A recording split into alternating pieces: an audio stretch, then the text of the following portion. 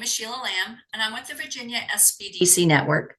For those of you that are not familiar with our organization, the Virginia Small Business Development Center is a partnership program between the U.S. Small Business Administration, George Mason University, and local host institutions throughout Virginia. With 26 locations across the Commonwealth, we provide training and technical assistance to small businesses in their local communities. Our one-on-one advising services are available at no charge. Today's webinar, Protecting Customer Information in a Digital Business, is presented by the Virginia SBDC Network. Save the date for our next cybersecurity webinar taking place August 18th, and we'll be posting that on our website trainings calendar soon. We are recording today's presentation and it will be posted on our website, virginiasbdc.org. Due to the expected large number of participants, everyone's microphone is muted and the chat feature is turned off. But if you have questions during the presentation, you can type those into the Q&A box and we will adjust them at the end of the session. We have also enabled the live transcript function, which you can show or hide via your own meeting controls. And now it is my pleasure to introduce our presenter for today's session, Kiana Gainey. Kiana is a 20-plus year IT and cybersecurity industry veteran and has served as Chief Executive Officer for SecureTech 360, located in Springfield, Virginia, since its inception in 2010. She is also the Cyber Industry Specialist for the Virginia SBDC. Welcome, Kiana. Thank you, Sheila, and good afternoon to everyone. Today we'll be talking about a topic that I'm actually excited about. It's about protecting your customers' info, especially as we're navigating this digital landscape, but even outside of digital ways to protect your customer info. We'll talk about some physical security things you can do as well. Next slide. So why this customer information? We'll talk a little bit about why the customer information matters. We'll also cover some common cyber threats. We'll talk thoroughly about some best practices to protect the customer data. And then in the event that something does happen, we'll give you some tips on how to respond to a data breach. And then we'll end with some resources and some questions. Next slide. A little bit about myself. Outside of serving here at the SBDC, I've been in the industry about 20 years. And so I also have served in a nonprofit space. I've done some federal and state and local government work, but I'm also a small business owner. So a lot of these tips I've used within my own organization that we'll be talking about today. Next slide. So in today's digital landscape, as a small business owner myself, we're facing increasing numbers of cybersecurity threats that are from online, emails, text messages, all different type of threats that are coming across our inboxes every day. And a lot of that is about us navigating how that relates to integrating cybersecurity practices within our organization. And sometimes even compliance seems like something that is so far out of our reach, especially with those who have, like myself, who have limited resources and expertise. The majority of your business resources are probably to things like supporting your infrastructure or, a budget for like maybe a CPA or someone to do your everyday bookkeeping, but also we have to think about cybersecurity as well. The average small business breach is running up about 6 figures now. Yeah, that's a large number. And so as we're putting together our business practices and our business plan, if you're just a small business owner who's just getting started, and maybe you are just a solo entrepreneur that's just started your business and you're thinking, what can I do as well? We got some tips for you as well. And so cybersecurity is not just about technology and, being ahead of the threats, but it's also staying compliant with a lot of the laws, especially as you're thinking about protecting your data and your customers' data. And customer data can be anything from if you have a subscription service where you have folks that will get emails from you, or any type of information that you are hosting within your infrastructure. If you're hosting that information or you're keeping that information, or even if that information is even navigating it's through your infrastructure, you have to find ways to protect it as well. Next slide. So customer data is one of our most valuable assets as for ourselves, outside of what business assets are as far as owning our own intellectual property and our own data.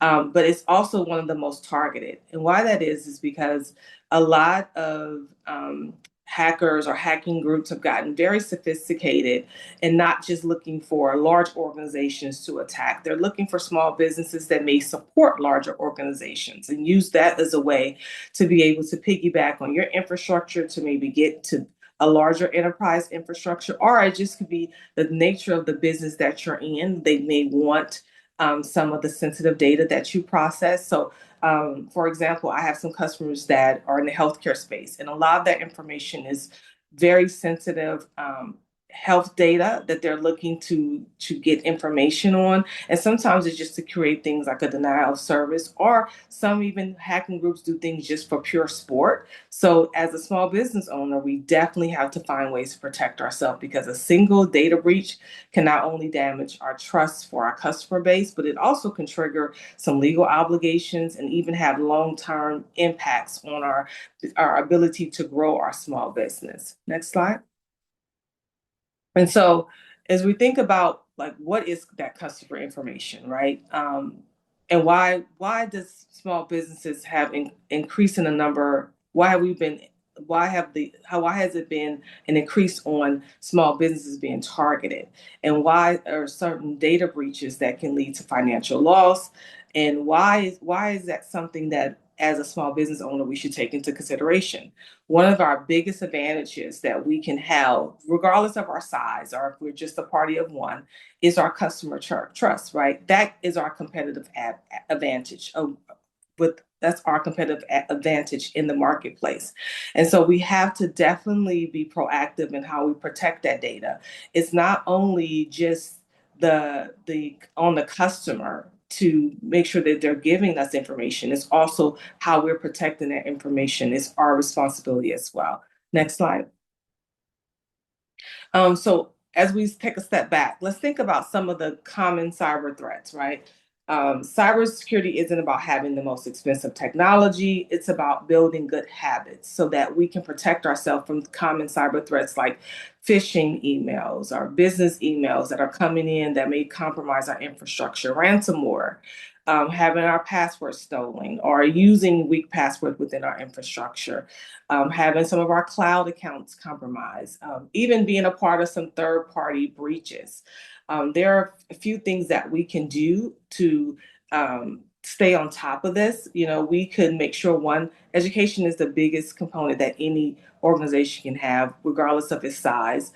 I believe that even as you're onboarding new employees should definitely be trained during onboarding, and you should definitely have a way to continuously have a way to get information out to your employees about how they should be safeguarding their customers' information and even your information within your infrastructure. Next slide. And so think about it. As a small business, we also do rely on a lot of vendors, a lot of third parties to help, help with our business, to run our business, our day-to-day functions. And one breach at one vendor can impact all of our business operations, our finances, and sometimes even our customers' trust.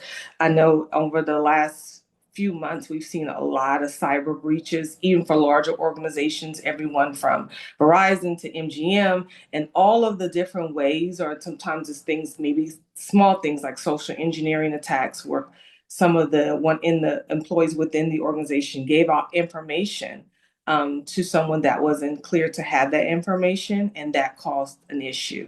And a lot of customers, maybe it wasn't like directly impacted by it, but indirectly, if there's an interruption in the service that you no longer can get, right, that's considered a major interruption, one. And two, it also breeds it's a breeding ground for customers to start losing trust within your organization. So one thing we can do as a small business owner is make sure that we implement some type of vendor risk management to make as a part of our ongoing cybersecurity proactiveness within our organization. It's very critical as we are relying on these vendors and platforms to do and service providers to help support our businesses daily.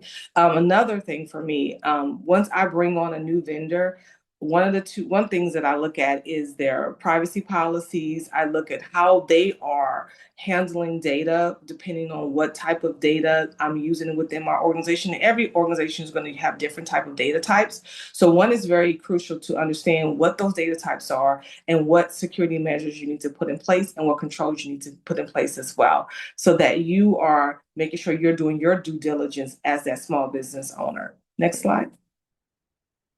So jump right into if a breach happens, right? So it we don't anticipate anything happening, but one thing we can do is always be prepared.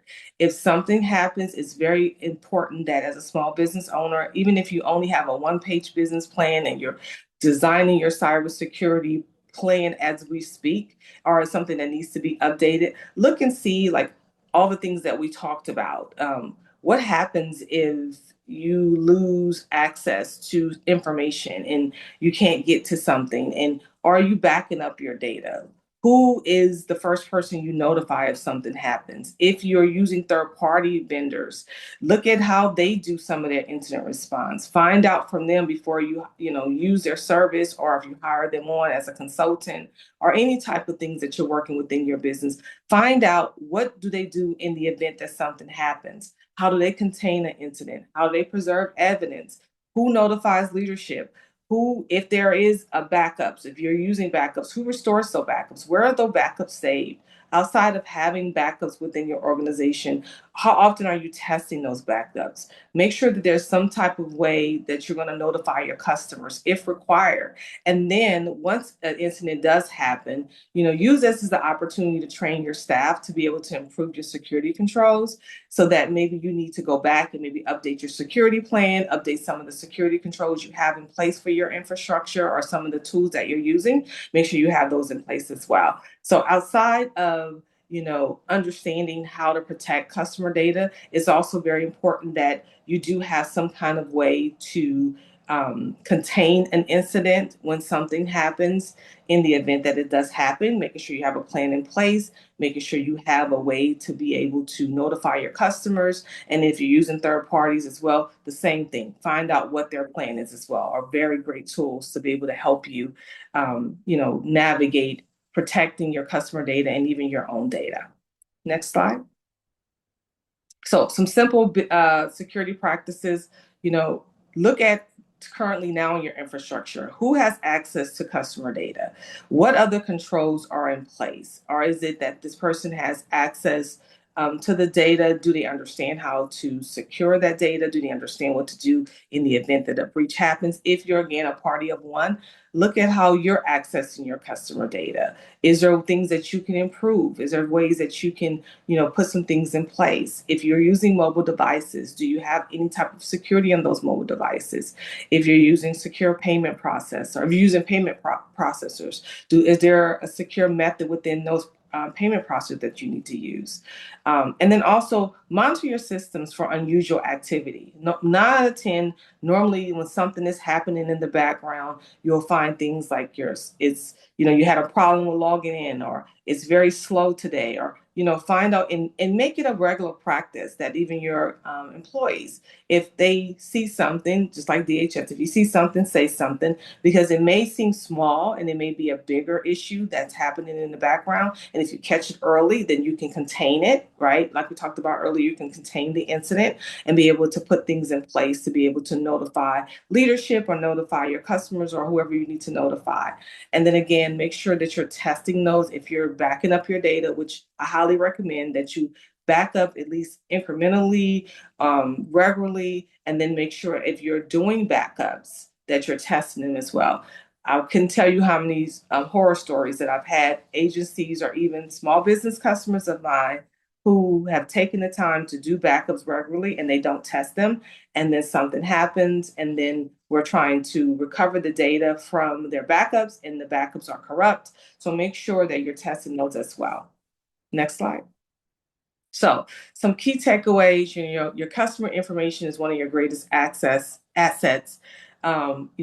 Making sure that you have some type of cybersecurity around it not only just protects your reputation and your business, it also promotes trust between you and your customer base. Putting together some simple security practices daily will help reduce risk.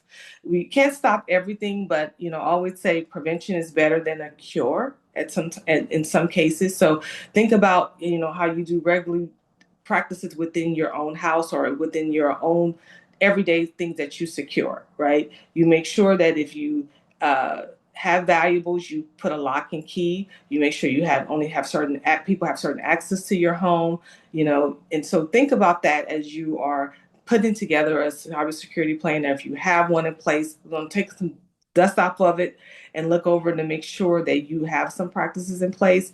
And then if you have employees, make sure that they play a critical role in understanding how what they do every day is part of them protecting your customer data, and make it a part of your culture. Make sure that you are training your employees. Make sure that if an incident does happen, a breach happens, or even if it has to be a breach, we even in my own organization on our staff meetings, we take scenarios and we walk through a scenario.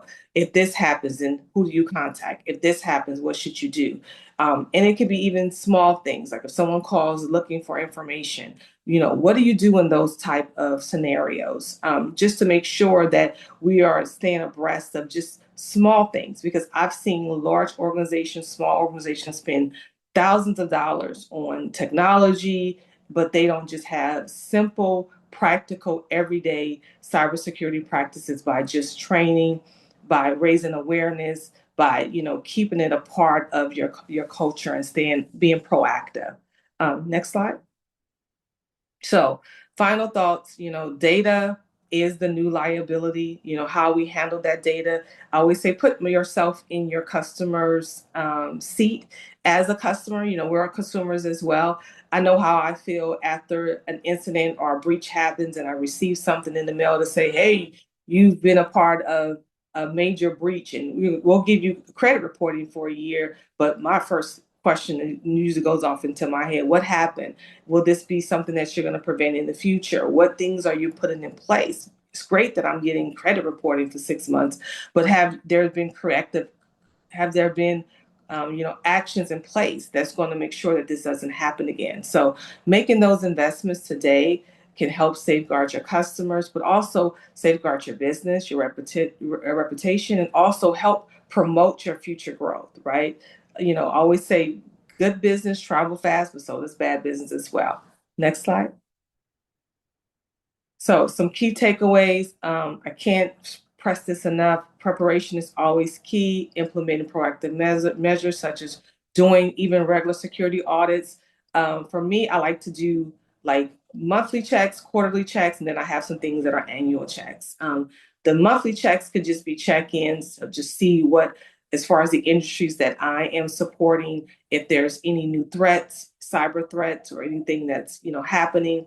And then also, if there were breaches or incidents that's happened, big or small, if we're incorporating that into our employee training, making sure that we do have some issues, that we have incident response planning, testing, and then making those updates to minimize our risk, recognizing any type of cybersecurity threats that may impact our my small business community, or even my customers, like staying on top of that, and implementing these practical steps, such as employee training and building what I like to call a security first culture.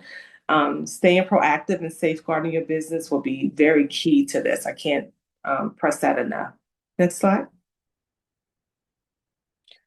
So, in today's society, even with our small businesses, our businesses are connected to so many different environments. It goes far beyond the walls of our organization. And this even goes into play with every vendor we use, every contractor, every service provider is all part of our business, our small business ecosystem. So making sure that although we use them for our everyday business practices, making sure that they all align with our own individual organizational cybersecurity practices are key. You don't have to have a massive budget to improve your vendor security or just your everyday cybersecurity. Key things are just making sure that you and your employees are aware. Communication is like the biggest and most basic cybersecurity practice you can use today to significantly reduce your risk. And remember, trust is important in business relationship, but you got to verify things. So security verification is also essential as well. And you're only as secure as your vendor. So taking the time to understand and how you manage your third party risk can help you protect your business, your customers. And again, we like to talk about that future growth as well. Next slide. So here's some resources. I know you probably said, okay, where do I get started? How do I get started? CISA has a great small business cybersecurity site that can give you a lot of the templates that we talked about, everything from how to put together a security plan, how to put together an incident response plan, what to do in the event of an emergency if something happened. This also has a great small business cybersecurity corner. So some of those things, like I talked about, security controls. You might say, what is the security control? How do I get started? She threw out a lot of different terms. I don't even know how that relates to my small business. These are great resources to get started. And of course, I'll do a shameless plug. Our Virginia SBDC website is also a great resource for you as well. We have, past webinars, a lot of different other topics that may give you some additional knowledge to put into your cybersecurity plan as well. Next slide. So, any questions? I know I kind of went through a lot in a very small amount of time, but I hope we hit some critical points just so that you can, have some ways to start thinking about cybersecurity. And then also, I know I didn't cover this earlier, but outside of technology, there's things you can do to protect even your paper records, right? So if you have paper records within your organization, that is also a part of cybersecurity. People don't think about that, but store those sensitive data in sensitive documents in locked cabinets. If you have records that are sensitive, make sure that you're shredding those, especially if they have customer information or financial information. Make sure you're disposing of them. If you have records retention, if you are an organization that has to adhere to some type of compliance, make sure you're adhering to that compliance as well. But again, these wonderful links and resources will give you some templates to get you started. So, Kiana, we don't have any questions. Someone just asked that I put the links and resources slide up again. Okay. You all will receive these slides, so you'll have them handy whenever you need them. So don't worry about copying them down now. You will get an email with those.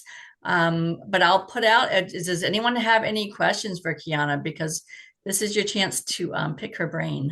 Yes. And I like to just really, cybersecurity isn't about having like the most expensive technology, or I know for myself as a small business owner, it's like, okay, that's another thing to have to worry about. But if you do a lot of the stuff, I always say if you front load a lot of the, policies or governance for your organization, because you know your customer base more than anyone, right? These are your customers. You want to protect them, you want to keep them secure, just as though you put yourself as the consumer, right? And as the consumer, you want to go into organizations that you support and you hope that they protect your information. So when you're thinking about how that can integrate into your organization, it can start with small things. It doesn't have to be anything, expensive. It can just simply start with just simple communication, adding it to your weekly staff meetings, as you're onboarding employees. The number one threat to any organization is people. It's not even technology, it's people. And a lot of the times, oh, I didn't know that. I didn't know who to contact. I didn't know what to do. Oh, I didn't know I was supposed to secure that. Oh, should I shred this? What's the retention on shredding that? Oh, should I protect that? A lot. I know we're in the DMV area. And so a lot of folks have been at least, have some knowledge about the federal government, and they have secure spaces, and you see how they secure certain sensitive data. Very similar practices you can use within your organization. Even for our small business, certain things I have in a secure lock. I have a clean desk policy. At the end of the day, don't leave anything on your desk. Make sure you are placing those secure items in our safe, and then also outside of passwords, making sure you put some type of passcode on all your devices. If you're going to walk away from your machine, make sure you control alt delete, takes 2 seconds, make sure no one else can get on your machine. Small things that may seem like these are things that we all know to do, But sometimes those reminders, because sometimes we can all just get so caught up in the day-to-day, practices of doing certain things that sometimes you just need kind of that gentle nudge or gentle reminder. Kiana, we've had a question come in. The question is there a software that SMO should have subscription? Is SMO, I'm going to take a stab. Are you saying, is there software that small business owners should have been SBO maybe? Maybe. So I'm Okay. going to ask Dr. Borum if you could elaborate on your question and just make sure we get your question answered. Well, okay. Yep, there we Small go. business owners, yes. It's So my is there a software that small business owners should have a subscription, I guess, to? So there are a lot of third-party subscription-based services out there. I would say I don't like to say one over the other. But depending on what you're using in your organization or what are you using to support your customers, you can start by doing things that are resident to your devices before you pay for a subscription. So small things like making a policy on each of your devices that you will have a password that has very stringent um, uh, uh, policies for your passwords, putting a passcode, using things like multi-factor authentication. I know there's one, Duo is a very popular one for multi-factor authentication. Um, and if you're using things like Office 365, they have a lot of resident things within 365 for like your everyday email security that you can use. And then if you have things like Norton antivirus software or McAfee is another one. There's pros and cons to all of them. I would say, do your research, look at what software supports the industries that you support, and look at what their customers are saying about them before you go out and spend your money to make sure that it's the right fit for you. And then if you do select someone, take the time to read their terms and conditions and see how they protect your data and which is ultimately your customers' data as well, because that's important too. If something happens, how will I be notified? If I do need to notify someone, is it will be within 24 hours, 72 hours? Find out those things because that's very important too. I've had a couple of customers that had subscription-based services and their SLAs were for 72 hours, but their clients had requirements for things to be up and running within 24 hours. So they had to go back and renegotiate that because their service delivery model was now compromised because of the subscription service that they purchased had a different one. So those are just different things that just making sure that you're looking underneath the hood before you buy a lemon and take a lemon home. Love it. Okay, I'm going to ask if there are any. Oh, we had another question come in. So SOC 2 for small businesses looking to do work with some organizations can be costly. Getting through the third party evaluations are daunting. Any thoughts? So I'm going to take a stab at this one. Is this in reference to CMCC? Is that what you're saying for small businesses as you're trying to get past to do level two?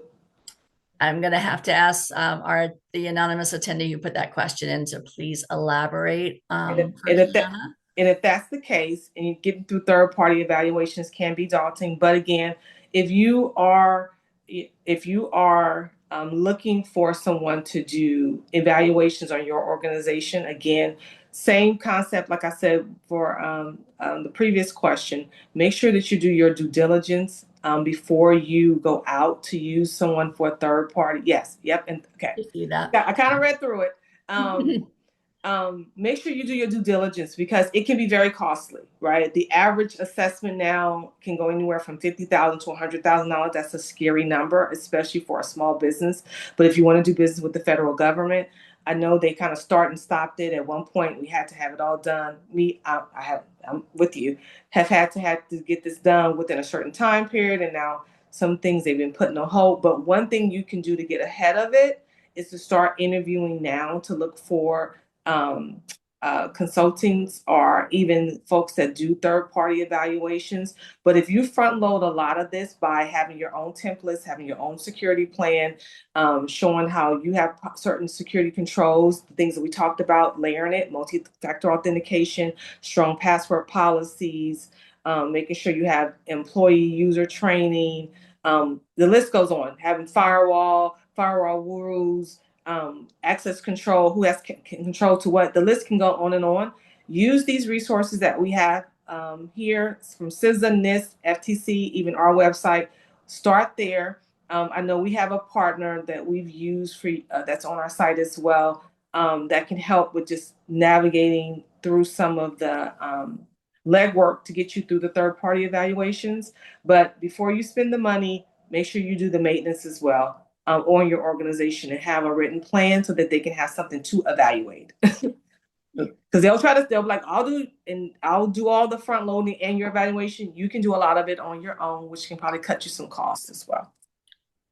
And I just put up the link to our website that Kiana just referenced, and there's a great amount of information there as well. And Yes. You all will receive these slides, so you'll have all that to click And on. and just to piggyback to the one, posture was one that I couldn't remember on top of my head, but that's a great one that has some great templates for some are low cost and some are no cost, but that's a great way to get started too as well. Great. Well, while we wait to see if any other questions come in, we'll wait a few moments. Kiana, do you want to add anything more to what you've already given us? Yeah. I'm sure there is more, but you've covered a lot. So just to bring it all home, think about your business and the type of information that you're collecting. People entrust you to protect it, whether it could be email addresses, payment information, employee records, even safeguarding your own business documents. These are things that's going to help your business grow, and keeping that reputation of how you protect your data is very critical. And it's small things that you can do today. And if you have something in place, just take some time to review it, put some review strategies on how often you'll do them. A rule of thumb is usually on at least an annual or quarterly basis, or whenever a significant change occurs within your organization. That's a great time to update your documentation, or take the time to use that as an opportunity to train your employees. Again, I cannot stress that people are our biggest risk to our environments and our greatest asset all at the same time. And so the more that they're educated and the more that they're made aware of the different risks to your environment, will be very critical to your long-term growth as a small business. Let's see. So next question, can you see, so this is perfect. Never thought of email addresses to send invites would trigger a data sensitive assessment, setting up and being proactive, and include security governance and operating agreement. So thank you, Kiana. Great. You're very welcome. Yes. So spend the time, use the resources that are available. I know as small business owners, we're always trying to find ways to be creative with our creative budgets. I don't like to say there's limited budgets, they're creative budgets. And use a lot of the resources that are there to support your organizations. There are some wonderful CISA, NIST, FTC, our website do a wonderful job of front loading a lot of information that you can use.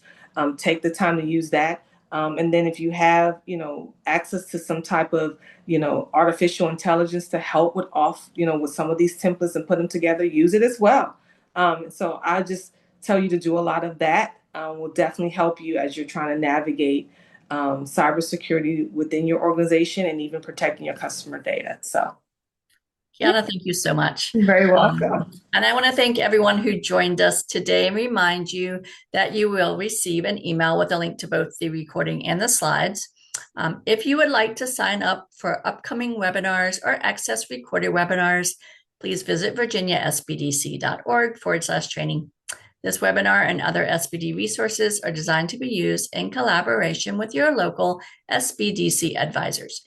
You can sign up for a free and confidential session by emailing help at virginiasbdc.org or via our website. And we hope to see you all in August. Take care, everyone. Thank you. Have a great day. You too. Bye-bye.